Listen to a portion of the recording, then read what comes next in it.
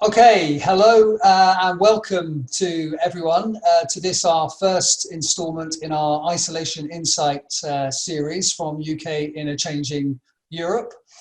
Today we're going to be exploring how Labour might best pull off the actually pretty difficult trick of being the opposition party at a time of national unity, a time when most of us rally around the government, and that certainly seems to be borne out by the opinion polls at the moment. To help us do that, we've got what I would regard as a stellar lineup of experts. But before I introduce them, I just thought I'd say a little bit about how this is going to work. I'm going to ask our three experts to talk for 3 to 5 minutes each before opening up to questions. Those questions can be typed in by you by using the Q&A function, and I'm going to be reading out those questions, or at least those questions I've got time to read out for about 20 minutes or so after the three of them have been speaking.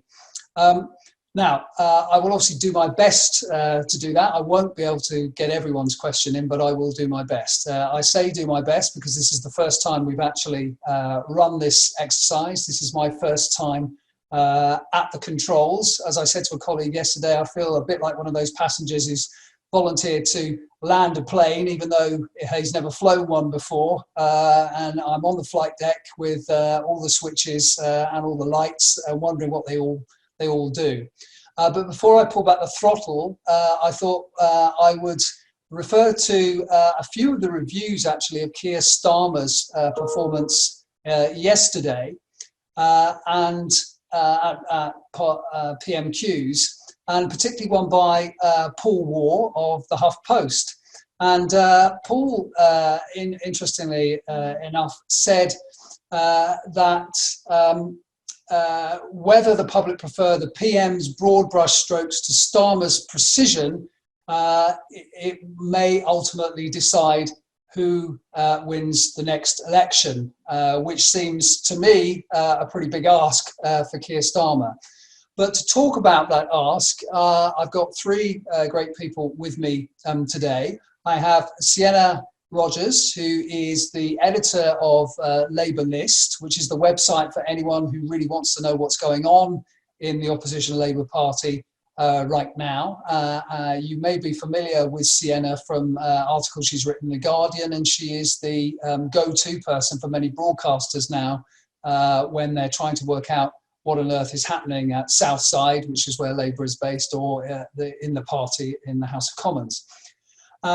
Also joining us with a fantastic blue background that he wants to tell me he didn't design, but we designed, and it looks great, is Nigel Fletcher, who is a teaching fellow at King's College London. But in addition to that, he heads up something called the Centre for Opposition Studies, and has written a book on how to be in opposition, the book, I should say, on how to be in opposition. And Nigel's also writing yet another book on the history of opposition in the UK. So he's a perfect person to have here as well. And then last but not least is my Queen Mary of London colleague, who is Rob Saunders, and he may be familiar to some of you as the author of a great book on the 1975 referendum, Yes to Europe, but he might be familiar to you as well because he's a frequent contributor to The New Statesman, and also a prolific tweeter with some fantastic threads on why party members shouldn't choose their leaders, something which we very rarely, but it's true on this one, disagree on. And also on the disjunction in some ways between our constitution and the kind of presidentialized style of politics that we've all had to get used to in recent years. So I thought I'd start off by asking Sienna just to lead us off and talk a little bit about how she thinks Labour should best do the job of opposing in this very difficult time. Sienna. Thank you. So I thought I would just start off by talking about what the situation is at the moment in terms of the internal Labour view of how Keir has been providing opposition during this crisis. So obviously when it started, there was this very awkward period where Labour was in the middle of its 3-month-long leadership election, which was dragging on, and it seemed increasingly irrelevant. And everyone just wanted it to be over. So Jeremy Corbyn was writing letters, he was putting out press releases, making demands, but it was a little bit confusing in terms of who had the authority to actually be leading that opposition at the time. And so Keir Starmer was elected almost 3 weeks ago now, that feels like months ago, and he was elected on the basis of first preferences, which is significant. He's got a big mandate there. And he campaigned on party unity and competence and electability, and I think that's important in terms of the way that he's going to conduct himself as opposition leader during this time. He had been the clear frontrunner for quite a long time, but he was very quiet on coronavirus, and people thought it was because there was that campaign period and there was a bit of confusion over who really had the authority to lead. But it was, my understanding at the time was that actually it was because his view was that criticism of the government had to be limited during the crisis, and not because he hadn't been elected yet. That wasn't the main reason. And I think that's been borne out by what we've seen over the last few weeks. So in his acceptance speech, he said under his leadership, he would be working constructively with the government and he would not provide opposition for opposition's sake. And he wouldn't be scoring party political points and he wouldn't be making impossible demands. So I think we need to see what he says now in the context of that, because I think it's become very relevant.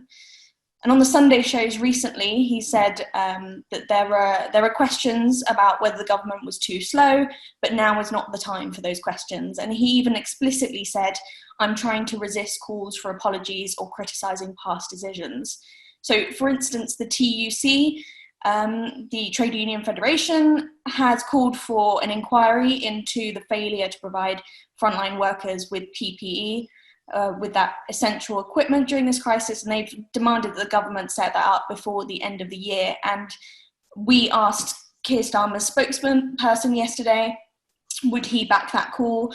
And they didn't, explicitly back it. And this is all part of Keir Starmer really trying not to look too far into the future and not look back at past decisions that Labour could criticise at the moment.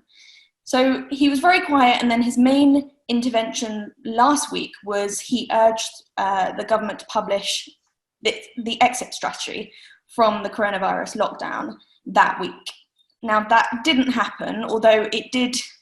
They did come out with these 5 tests, which is quite important, and it sort of signals where we're going and just how difficult it is going to be to get out of this lockdown at the moment. And another really interesting intervention he made was that on this BBC podcast, he said he was talking to the Swedish Prime Minister and they've got different conditions in place. Now, he made sure that he said he wasn't comparing Sweden with the UK, but I think it was really interesting that he mentioned that because, of course, Sweden has had this really light touch approach, which is controversial domestically, and critics there have said that their chief medical officer isn't acknowledging that there's asymptomatic spread in terms of the virus and pre-symptomatic spread.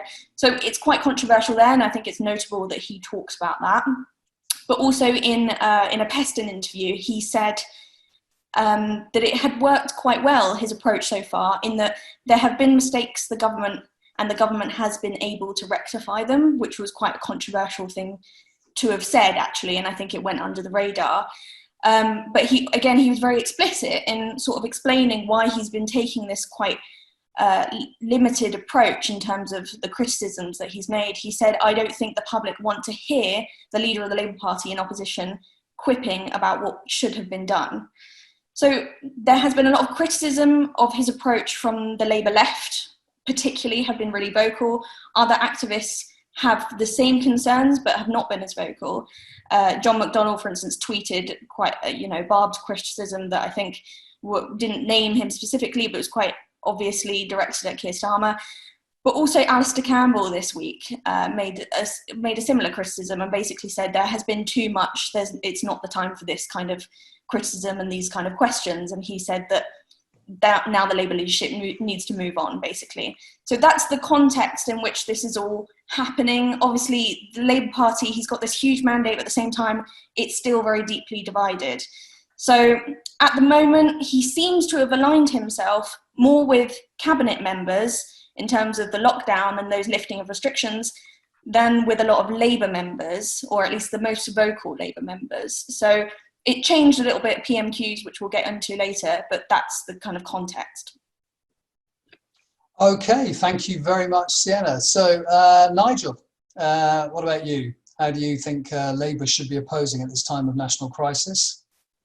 Well, I thought I would start, as you said in the introduction, I'm writing a history of the official opposition at the moment, and it's often said that there's a custom that the opposition doesn't criticise the government at a time of national crisis. And this came up, I think, a couple of years ago when we had the Salisbury attacks, and Jeremy Corbyn was quite critical of the government and received a lot of criticism for the fact that he wasn't backing them and supporting the government unequivocally on that. And a lot of people at the time were saying this is a break from tradition, that this is something the leader of the opposition shouldn't do. And I think if we look at the history of it, that's not quite right. The nearest parallel I think we have, and it's an analogy that's used a lot during this crisis, is that of wartime, when we expect the leader of the opposition to back the government and for there to be the sense of national unity. But even that hasn't really been the case if we look back at previous controversial military action. Michael Foot's speech in 1982, when the Falklands invasion happened, was held out as an example of what the leader of the opposition should be doing, backing the government. And it's true, if you look at the text of that, he did criticise the Argentine invasion. He was very supportive of military action and so on. But he then went on to level some quite serious criticisms of the government in terms of intelligence failures and defence policy. So it is a balancing act that I think Keir Starmer and other leaders have to look at. How do you balance those legitimate questions with backing the government on issues when they're under attack, either in wartime or in this case under attack from a virus? But there are other examples as well. I mean, most famously, I think probably in over the Suez crisis, when Hugh Gaitskell was very critical then of Anthony Eden, and indeed used a television broadcast to call on him to resign. So it's not always the case, even in this example of wartime, that leaders of the opposition back the government.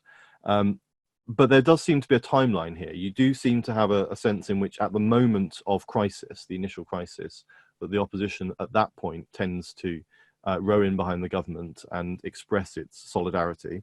And then as the crisis continues, you then have that falling away and questions starting to come back a bit more.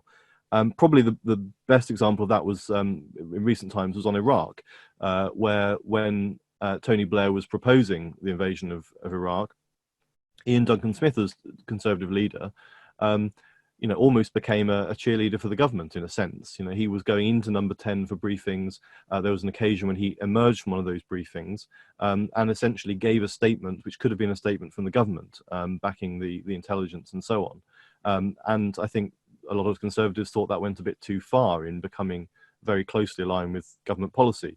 And then as the years went on, just a couple of years later, Michael Howard was very critical of the intelligence failings, and indeed he also called on Tony Blair to resign over them. So you had a situation where at the beginning there is this instinct of solidarity, and then that tends to then fall away, usually I think in response to public opinion and the media agenda as well. And I think we're starting to see that happening as well. It can also have a practical effect. I think in recent times the most stark example of that was Ed Miliband over Syria, where military action was being proposed by the government, and it didn't happen, and American action didn't happen because of a decision taken by Ed Miliband not to back that. And he was heavily criticised for that, and of course the political argument could be had about whether he was right to do that. But from all these examples, I think it's only fair to say that there is no custom and practice in this of the leader of the opposition just rowing in behind the government, even in wartime. The other issue I thought I would just briefly mention is that of Privy Council briefings. This is something which actually has become quite heavily discussed in recent times, which is slightly annoying to me, because it was one of those things that is sort of an arcane bit of constitutional practice that we thought was kind of ours to discuss. And that people weren't generally aware of. It's now much more widely known that this goes on, and it's gone on for a very long time. I try and ascribe the name to it as being the Attlee Doctrine, because there was during the end of 1945, Winston Churchill wanted to, despite the Labour Party leaving the government, wanted to continue giving them access to intelligence and to defence briefings for the period of the caretaker government after the end of the war in Europe, whilst the Labour Party was gearing up for the election and Attlee was in opposition. And Attlee was very careful in how he responded to that.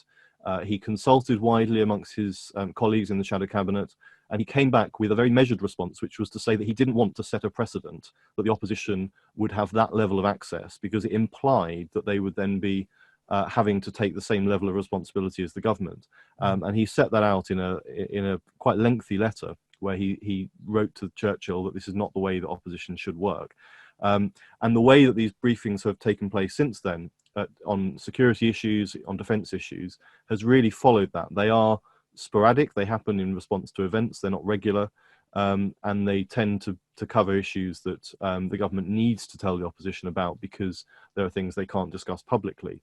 What we've had in recent times is that's become a bit of a political football. So you've had demands from Jeremy Corbyn to be briefed at the start of this crisis. He wrote an open letter that was published saying he wanted to instigate Privy Council meetings as though this was a sort of formal public process. And then on the very day that Keir Starmer was elected, we saw that the Prime Minister wrote a letter to leaders of the opposition parties saying he wanted to brief them and get them involved. So this process that was part of the sort of private part of the Constitution that kept the wheels turning in a way that was not for public consumption has become a bit of a political football. And I think we're starting to see that. But there's clearly on the side of the government much more willingness, I think, to involve Keir Starmer in this than there would have been with Jeremy Corbyn. And probably on his part, there's more willingness, I think, for him to take those briefings and to use them in a responsible way. But there is a balancing act there. All the way back to Attlee, there's been this balancing act. You want to have those briefings to ensure that you know what's going on, but you can't then take from that the fact that because you've had those briefings, you can't criticise the government on anything. And it's a matter of irritation for prime ministers. They have the leader of opposition in, they talk quite candidly and quite frankly about the problems they're facing. Then a few hours later, they hear them going back on the attack and criticising them. And you can understand why they're upset by that. But as I said in an article I wrote about this at the time of the Jeremy Corbyn criticism, we call it Her Majesty's loyal opposition, but the real question is how loyal do they need to be? And that's the dilemma that every opposition leader faces. Okay, thank you very much, Nigel. So we've heard from Sienna Rodgers of LabourList, we've heard from Nigel Fletcher of the Centre for Opposition Studies, and now we're going to hear from Rob Saunders from Queen Mary University of London. Welcome, Rob. Thank you. I think Keir Starmer is in a really difficult position at the moment, because being leader of the opposition is a really hard job at the best of times, because it's a job that involves at least 4 different kinds of role, which need different skills and which can pull in different directions. And one of the great challenges of leadership is keeping those 4 different balls in the air at the same time. So on the one hand, you've got the day job of opposition, scrutinising governments, challenging it, holding its feet to the fire. And I think, as Sienna's indicated, that's a particularly delicate task at a time when the Prime Minister has just come out of hospital, but it's a very necessary one. Then alongside that, the leader of the opposition is simply having to run a very large and in some ways quite dysfunctional organisation.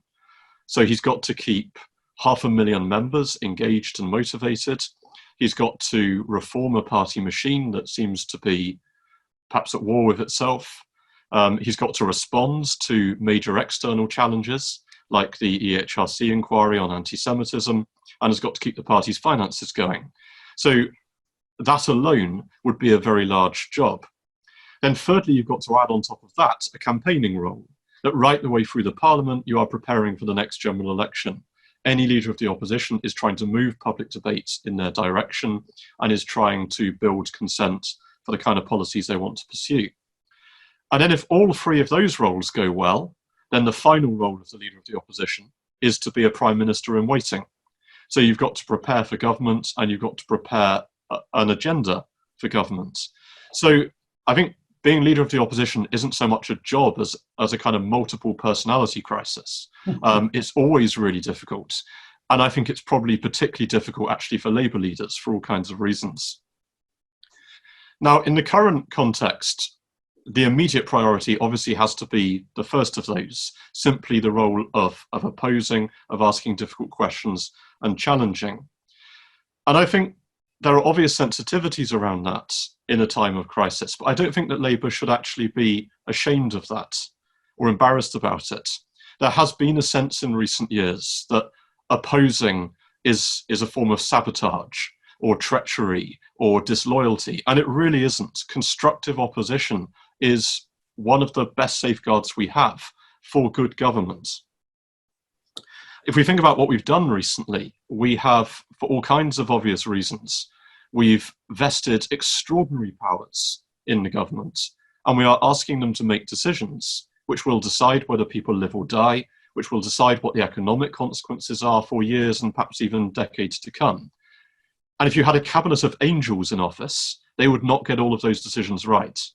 So having someone whose job it is to ask difficult questions, to make sure that information comes out into the public domain, that is testing the assumptions behind policy, that can give a voice to people who might otherwise be excluded from decision making, that is a really important constitutional safeguard.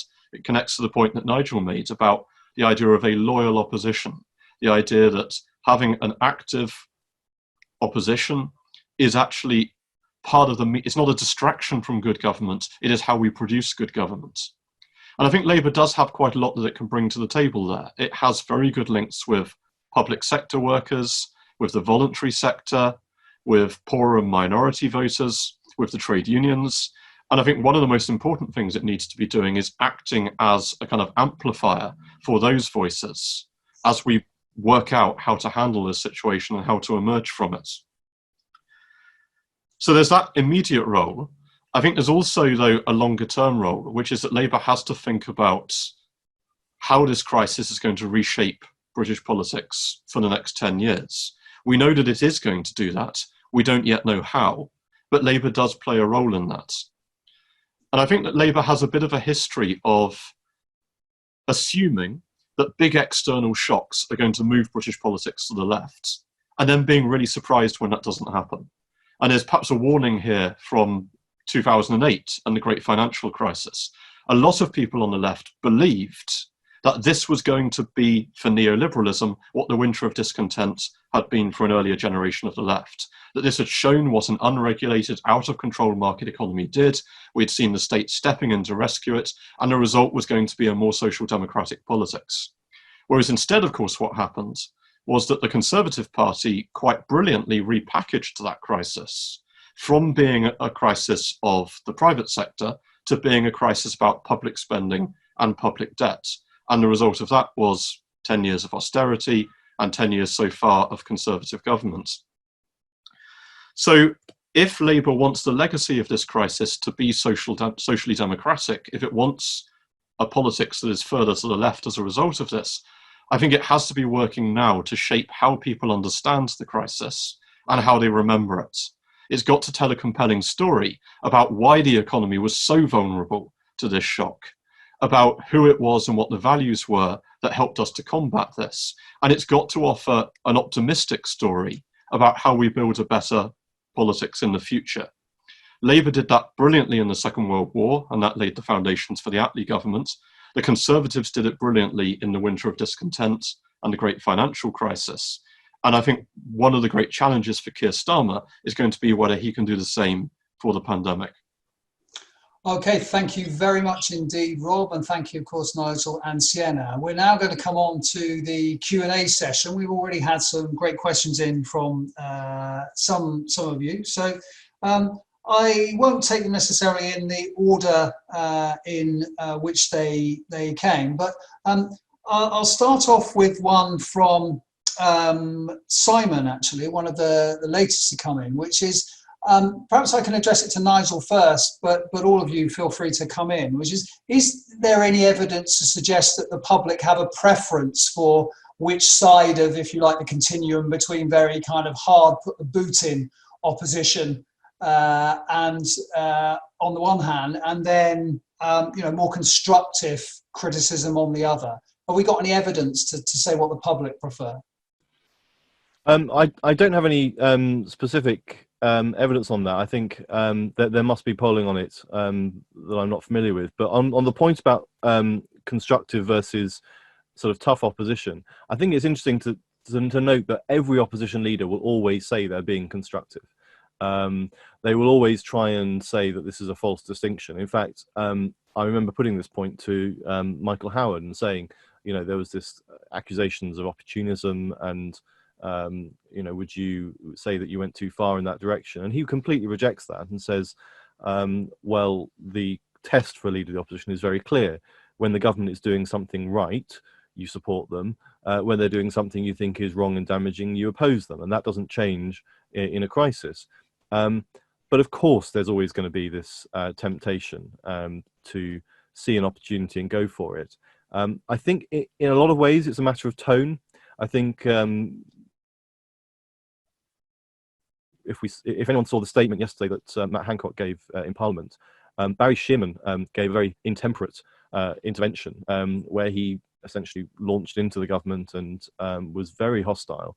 And he was cut off by the Speaker because he actually accused the Secretary of State of lying, but I think we could see where he was going with the question. And that's a sort of a style which I think we would probably expect more from Jeremy Corbyn. But actually the substance of the questioning, you can, I think, appear to be very reasonable whilst raising serious questions. I think a lot of it does come down to tone. But as to which the public prefers, I think actually it comes down to what people perceive as strong leadership. So if as a leader of the opposition, you are projecting a sense that you know what you stand for and that you're projecting strong leadership, that can, as we know, the regular questions that are asked about leaders of the opposition is about issues such as strong leadership and so on. I think it does play into that. So in a sense, being a more combative leader can help with that. But I think the public will always take a judgment about whether this is something that's opportunistic or whether it is a reasonable level of criticism. And Tony Blair latched onto that with William Hague by calling him Billy Bandwagon and so on, that he recognised that the only points at which William Hague was getting any cut through was when he attached himself to populist campaigns. And so he was able to neutralise that by saying, yeah, but when he does that, he's just being opportunistic. And by doing that, you neutralise the perhaps the positive aspects that people see in a leader. Okay, thank you.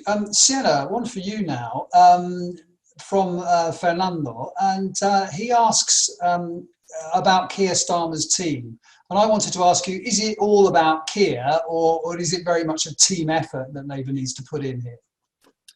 Yeah, I think this is actually something that Keir Starmer has used, is that he personally has been really kind of emphasising just how much he wants to be constructive rather than hard opposition, and that's his style, and he's, I don't want to call for apologies and that sort of thing, while at the same time he's got people like Liz Kendall, who's now the spokesperson for Labour on social care, really being on the airwaves, practically every hour, talking about the government's failures in that area. So I think he is using his new appointments to great effect. We saw it yesterday as well. He brought up in the chamber during PMQs, he was talking about how the government seemingly ignored British firms who were offering to make, actually proper amounts of PPE that would be very helpful. And it seems like they're overwhelmed and haven't responded to some of those requests or those offers of help. And yet, at the same time, as soon as PMQs ended, they put out a press release which was showing Rachel Reeves, who is basically the opposite of Michael Gove now, and her letter to the government basically listing these firms and saying, we're doing this to help, but why haven't you addressed this, and why haven't you replied to these people? So it's kind of using them to really make sure that those criticisms do come across, and that both those offers of help and those criticisms of the government are communicated, but without him having to do it himself. So I think he has done that very effectively.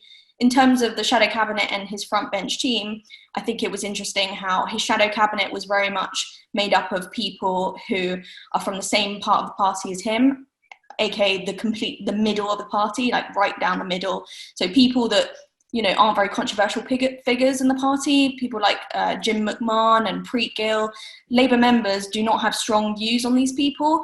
But then in terms of announcing his front bench, he put some of the more controversial and vocal Corbyn skeptics on the front bench. People like Jess Phillips, Wes Streeting, Liz Kendall, Alison McGovern was put in, but people who really are associated with a certain faction.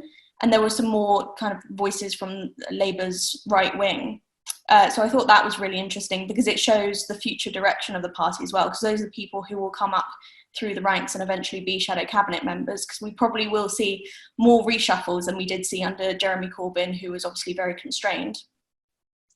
Yes, absolutely. Okay. And Rob, I mean, we've had a few questions in about the internal politics of the Labour Party and how much Starmer can actually do at this time, given that we do have, this leaked report, and the Labour Party is deciding today, about how it actually will go ahead and handle that. Do you think, he's able to kind of balance, as it were, the long-term interests of the Labour Party as an opposition? You were talking about the various things that an opposition needs to do, with the need to be very specific, very forensic about this particular crisis. In other words, how does he balance the long-term general function of the opposition with the COVID-19 priority at the moment? Well, I think the long and the short term aren't necessarily in tension, and this perhaps links to the point that Simon raised for Nigel about how the public feel about opposition and criticism in a time of crisis. I mean, fundamentally, I think Labour should be asking difficult questions because that promotes good governance. But actually, if all we're thinking about is the kind of dividend for the party electorally, sometimes that will come a distance down the line. So opposing the Iraq war became much more electorally profitable 3 years later than it was at the time that people actually did it. If we think about the way that Keir Starmer's been talking about an exit strategy over the last couple of weeks, I think that's perhaps prompted a degree of head scratching in some of the commentariat and probably hasn't particularly cut through to the public. But of course, if further down the line, the exit goes badly, if it turns out that we're not actually very well prepared to come out of the shutdown, then that will look very prescient, and it'll be something that Keir Starmer will be able to bank. So I think Labour's focus does have to be on the immediate at the moment, but if it gets the immediate right, then that will put some credit in the bank that it can spend over the longer duration of the Parliament. Okay, another very pressing issue, and I guess this is, again, maybe one for you, Rob, because you've written on Britain and Europe in particular, is clearly this issue of the extension of the transition that the UK is making out of the EU. Do you think it's wise for Keir Starmer not explicitly to call for an extension, or do you think that's something he will have to do pretty soon? I think that's one of the most difficult questions actually for him to address, because the logic of not talking about it is very obvious. On the one hand, the more that Remainers come out demanding an extension, then the harder it becomes for a Leave-based government to grant it. This just then reactivates the divisions of the Brexit debate, and it becomes politically more difficult for government to do it. So I think that probably the calculation at the moment is that if Remainers stay quiet, then the government will be able to come under its own steam to the conclusion that an extension is necessary. The danger, of course, is that that assumes that logic will lead the government in a direction that those who want an extension think is correct. And if it doesn't, we may suddenly find that we sail past the June deadline and that we're then looking at a really dangerous situation later in the year. So I think the opposition probably is going to have to find a way to make the case for an extension, but that is going to be an extraordinarily delicate and sensitive task. Sienna, what are you hearing about that from your sources? I mean, is there any discussion in Labour about how to handle that particular issue? There is definitely. I think, I mean, obviously Labour members are overwhelmingly pro-Remain and they were pro-referendum, and it's part of the reason that Keir won that election is that they were overwhelmingly backing his position on Brexit. So I've had lots of pictures, and I've published an article on LabourList from, activists who really want Keir to be loudly making the case for that extension because they're so nervous about it. But in terms of people who actually work for the party and are kind of around the leadership and around MPs, they're a lot more nervous about that, obviously, because there's obviously a huge reluctance to emphasise just his sort of image as a kind of arch Remainer. Why do that at the moment? Partly because of the effects that it will have on government, but also because the Conservatives should own that decision. They need to make it, but they need to own it as well, and not shift that blame onto the Labour Party and politicise it in that way. That's just something the Labour Party doesn't need at the moment, especially in the first months of Keir Starmer's leadership. He can't be branded and pigeonholed in that way. So I think that it is going to be a really difficult kind of nuanced approach. I think, again, he might be able to use the front bench spokespeople and not really take personal ownership of that issue. So Annalisa Dodds, I should say, I always mispronounce her name, but she's already spoken out about it, and it didn't get huge traction, but she has said it would be very, very dangerous if the government doesn't do this, and they need to be considering it right now, which they are still refusing to do publicly at the moment. So I think, again, it could be shifted on to people like the Shadow Chancellor and other figures like that who could be more vocal about it than Keir Starmer, so that it doesn't cut through to the public, but it does cut through to government. Okay, fine. Nigel, one for you. The government has talked, for the last few weeks about taking advice from scientists, and scientists very much driving the policy. We've had one question in which relates to the ability of the opposition to tap into expertise itself, either medics, data analysts, etc. I mean, from your perspective, your historical perspective, how easy is it for oppositions who, after all, are much less funded, they don't have the civil service when compared to the government, to actually do that? How does opposition tap into expertise of its own? I think this is a real challenge for them. I mean, there are many difficulties with being in opposition, but one of the biggest ones is the lack of resources. And that, when we see something as complicated as this facing them, is a real problem. But to extend the analogy with wartime and with intelligence, this is the problem the opposition has. They are operating with less information than the government has, which is why things like the Privy Council briefings are important. But of course, that's only one source of advice. If all you're getting is this is what the government's experts are telling us, you have no ability to challenge that critically. So, as you say, the access they have to their own resources in order to provide expert advice is very limited. And so they just don't have that capacity to do it. And I think a crisis like this shows that it is really difficult for them to mount a credible challenge when they have that dearth of information.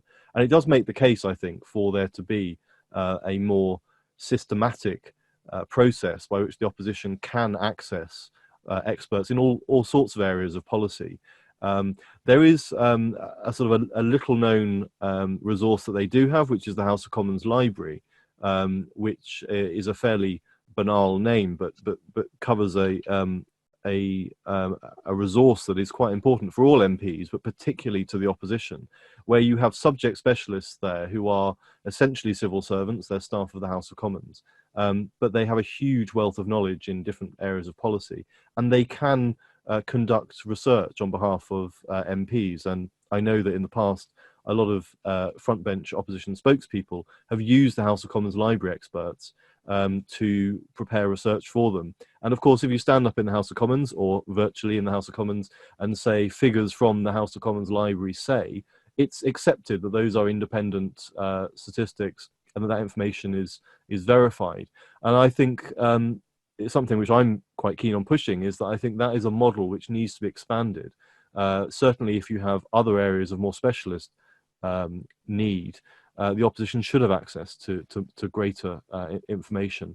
There is the Parliamentary Office of Science and Technology, which does very specialist scientific briefings.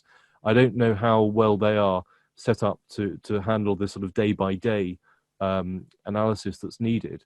But it does highlight this flaw. And when a leader is standing up opposing the government, there is an assumption on the part of the public that they are operating on a level playing field.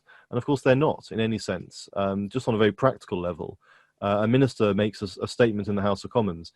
Hundreds, if not thousands, of civil servants stand behind them in preparing that information and preparing to make sure it's absolutely accurate.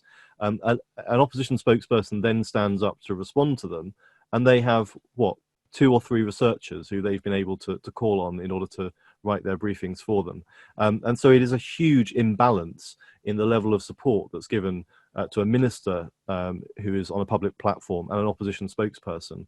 And I think, yes, the question is absolutely right, that there is a need, I think, for some independent critical analysis of this, which the opposition could access.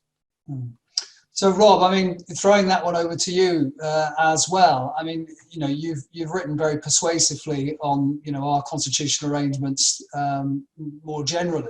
But this imbalance between government and opposition in terms of the resourcing is obviously a really crucial factor. Is there anything that can be done about that in the short term, or is that just something that, as Nigel says, we need to look at in the long term? In other words, is there anything that opposition can do to, as it were, level the playing field when it comes to just the sheer amount of information that the government can bring to bear in any debate with the opposition?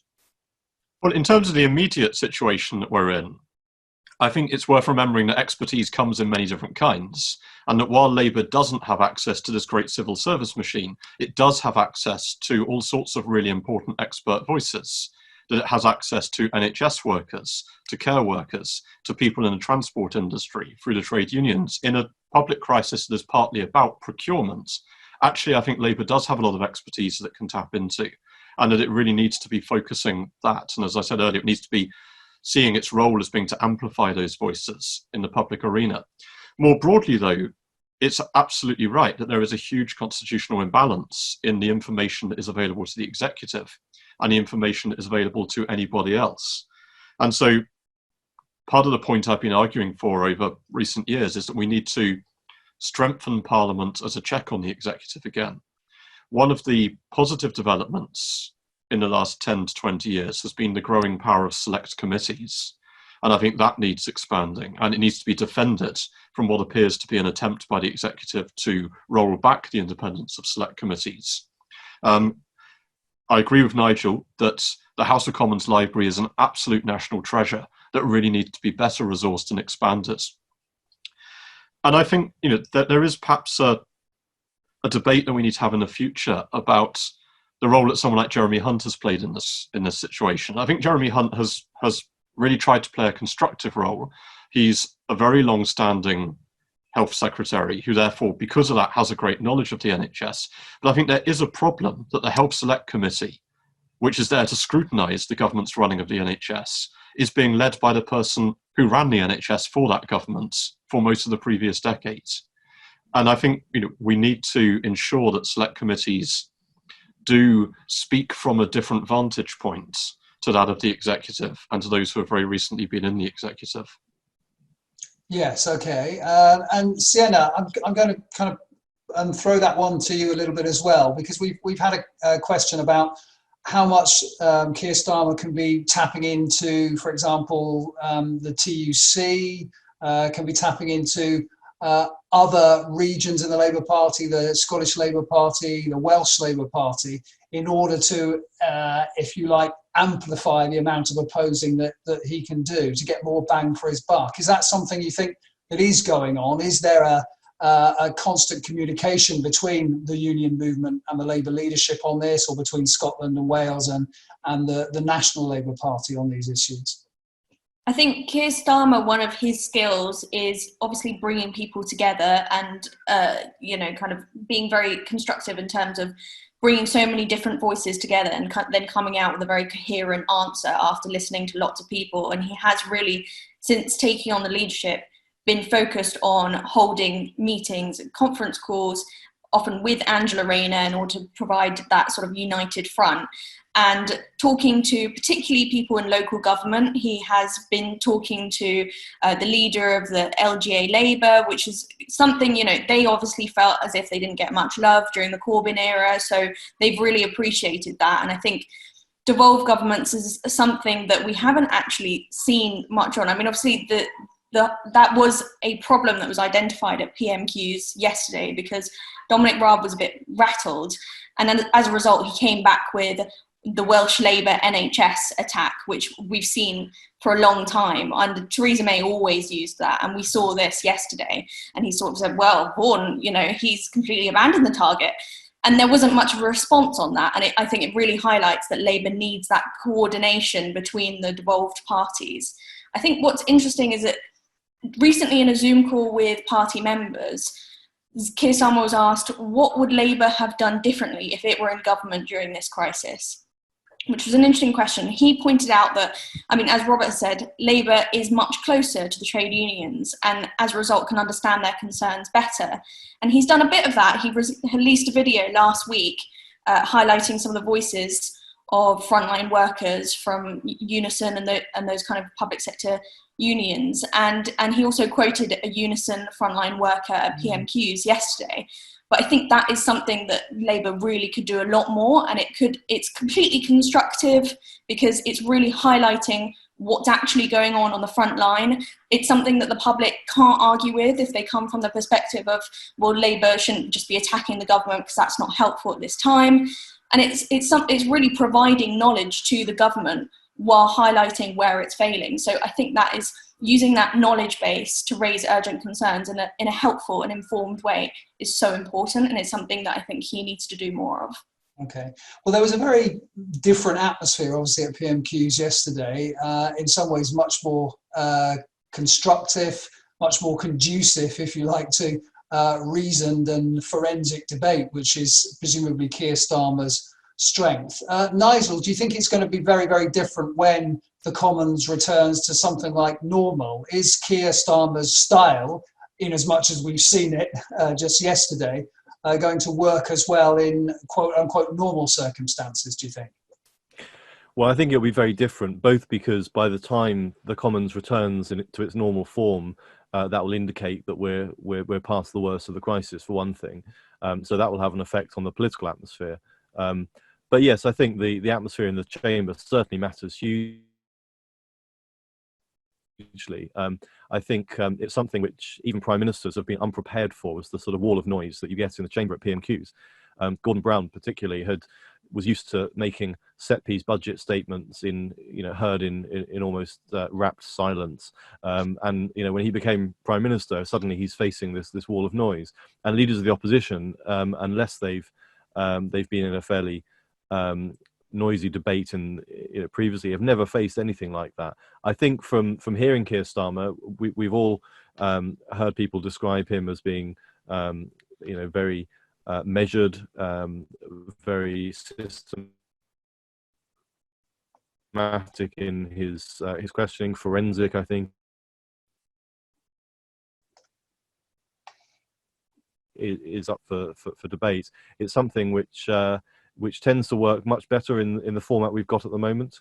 I think once we're back to politics as normal, we'll also see a very practical demonstration of this balancing act, whether you want to go for the constructive, very reasonable line of questioning, which can be quite devastating. I think we saw yesterday, he almost set a trap and then sprung it, but without the kind of gotcha kind of theatrics about it. He I'm sure knew the answer to the question, and indeed he knew the fact that the answer that he was seeking wasn't available. So in terms of thinking ahead, every leader will always, when they're writing those 6 questions, will always spend a lot of time working out what are the possible answers, and almost doing a kind of diagram where if they go down this route, you can come back with this, and so on. There is an art to PMQs, and I think even if that's done in a more sort of rumbustious sort of atmosphere, you can still get a long way in doing that. So I think it's not the case, I don't think, that his style is too quiet, which I think is probably the concern people may have. But certainly he's showing signs that he understands the dynamics of the challenge. It is a particular art, and he's already said, I'm going to ask this question again next week. And even that, I think, in itself puts huge pressure on the government. And I think Matt Hancock then later in the afternoon gave the answer as well. So he seems to understand there is a role for PMQs, and it's not just the William Hague role of just cheering up your backbenchers. There is a serious job to be done there, where you can lead the news, at least once a week, if you're able to extract new information, or also highlight the fact that information is not forthcoming. And even in the circumstances we're in, where he was being a bit more measured in his approach, I think he got that. And you can, as Rob, I think, said earlier, begin to use it to tell a story that you'll end up telling to the electorate in 4 or 5 years' time. Rob, I talked about, politics as usual. Do you think we can get back to there, or do you think what we've seen, particularly with regard to how opposition is done, but more generally, do you think we're going to see some changes given the COVID-19 crisis? Do you think politics can ever be the same again, to ask that cliche question? I'm certain that politics will look very different in all sorts of ways. I don't think we yet really know what those are. And as I suggested earlier, I think we all have a certain agency in trying to shape the politics of post-COVID-19. I suppose if there's one wish that I have for the future, it's that we relearn the importance actually of opposition, and indeed the democratic legitimacy of opposition. It's the nature of a parliamentary system that every Labour MP has exactly the same democratic legitimacy as every Conservative MP. They have all won an election in their own constituency. Obviously, there are more Conservative MPs, and that's why they get to form the governments. But we have been in danger in recent years of sliding into a way of thinking that suggests that only the government has democratic legitimacy because the government won the election. And the idea that opposition is a public service, and that this is something that MPs are democratically mandated to do by the electorate, is a really important one. And I hope that that can be a legacy of this crisis, that we remember that opposition is important and is democratically legitimate. Mm-hmm. Sienna, any thoughts on you on whether things can and should be different going forward? Yeah, things definitely need to be different and will be different, but Labour Party and Keir Starmer has a huge challenge ahead of him, and facing him right now, because that is happening right now, to be shaping that future, as Rob says. I think it's really important that this attitude of this isn't the time to be asking those particular difficult questions, or this isn't the time to be calling for apologies, doesn't miss an opportunity and doesn't incur too much risk in terms of, well, look at what the Tories are doing right now. They are trying to get a handle on this crisis, and that they're managing completely unprecedented challenges, but at the same time, Tories are already justifying what's to come, and often journalists are helping them. There's often these questions at the daily press conferences, on the Today programme every morning on Radio 4.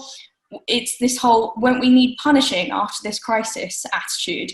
Those questions are constantly put forward, and it's like they're sort of urging ministers to be saying, oh, well, yes, it's going to be awful for you people. And I think this really taps into this question that was so controversial just after the election of, did we win the argument? And I don't think Labour did win the argument on austerity. And your view about that question, I think, really informs how we go forward. I think Labour does need to be presenting an alternative and needs to start doing that right now. There's been this recognition of what really matters. There's, Cap for Carers that we'll be doing tonight at 8 p.m, but it needs to be going even further than pay, sick pay, basic respect of workers. It needs to be a lot more radical than that, really getting to the root of these problems, not tinkering around the edges, but restructuring the economy and not giving into this idea that we're servants of the economy. The economy needs to work for us, not us for the economy. So I think these are the kind of things that Labour needs to start talking about now. I think that's a very good point, partly because I think a lot of people are suggesting that somehow the time to ask those difficult questions will be after this crisis has passed, to which the reply is, well, it won't be passing for quite a long time. And also, if you look at the history of public inquiries, they're not always the best way of actually getting to the truth, and certainly getting to the truth very quickly, or certainly inexpensively as well. I thought I'd turn finally perhaps to Nigel, just for another historical perspective on this. If you were advising Keir Starmer, and I think that's unlikely, but you never know. You never know. That would be crossing the floor in some senses. Who would you suggest that he looks at as a leader of the opposition from the past, as some kind of role model, either from the Labour Party or from the Conservative Party, or perhaps as an amalgam of several that you'd recommend? Well, I think the one that he should probably look at, just in general strategy terms, is probably Neil Kinnock. I think he faces a very similar inheritance, in the sense that he's taking over a party that's just very heavily lost an election, having already lost an election or two before that. And certainly the problems with the hard left that Kinnock faced with Militant, these are very similar challenges. And in the same way as Kinnock had a problem with coming from being seen as from the left of the party and having to move more to the centre, Keir Starmer obviously has won with a mandate for change, and he's won very handsomely, so he does have more of a mandate.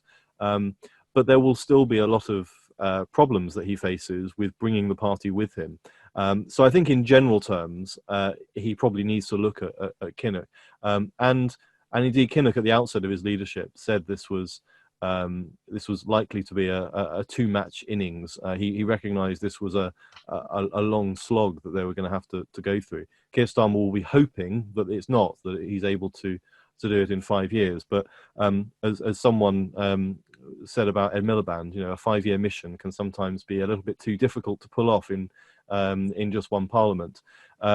So I think there are a lot of lessons there from Kinnock. In terms of the current crisis, I think we use the word unprecedented quite a lot. But there are some precedents you can look at. I think when you look at, as I mentioned earlier, about Gates School over sewers is a very hardline approach. But also, the way that Michael Howard sort of weaponized Iraq in a sense in the aftermath of that. He'll be able to look at Ian Duncan Smith's fairly slavish adherence to the government as a lesson in what perhaps not to do. And so there are a lot of lessons, I think, from individual leaders about particular crises. But this one is particularly challenging, I think, because it's likely to be of a very long duration, and the public mood is going to change significantly as it goes on. And it's not a war. It's not a situation in which there is an identifiable enemy that you can look at. It is, in a sense, an abstract concept that you're fighting. It's a virus that isn't making its own plans. It's a very difficult thing to find a parallel for. But I think, in the sense that of how you deal with the government and how you manage that difficult balancing act, there are individual lessons that I think he can take. Okay. But I'm saying that not just because Neil Kinnock is one of our honorary presidents at the Centre for Opposition Studies. Okay, well, people obviously can read your book when it comes out to see if there are some lessons from history. People should carry on reading Rob Saunders in the New Statesman and on Twitter. People should certainly carry on reading the LabourList website every morning. You can get an email from them. I'd like to thank all three of our experts for contributing to the discussion, and thank you for sending in your questions and the chat. Sorry I didn't manage to read all of them out. If you've enjoyed this, we're going to be doing some more isolation insight events here at UK and a Changing Europe. So please do sign up again, and we will look forward to seeing you. Thanks a lot.